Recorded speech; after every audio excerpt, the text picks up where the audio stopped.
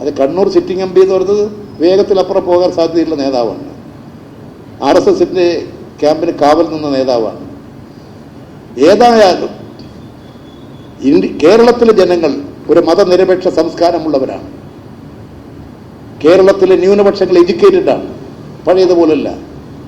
ദളിത് ജനവിഭാഗങ്ങൾ എഡ്യൂക്കേറ്റഡാണ്, കാര്യങ്ങളെക്കുറിച്ച് നന്നായി ഗ്രഹിക്കുന്നവരാണ്.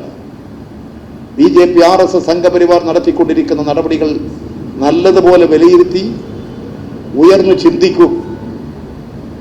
കേരളത്തിൽ UDFനെ കനത്ത ആഘാതമേൽപ്പിച്ചുകൊണ്ട് ഇടതുപക്ഷ മുന്നണി ജയിപ്പിക്കും. ഇന്ത്യൻ ഫാസിസ്റ്റ് ഭീകരതയെ ചെറുക്കും.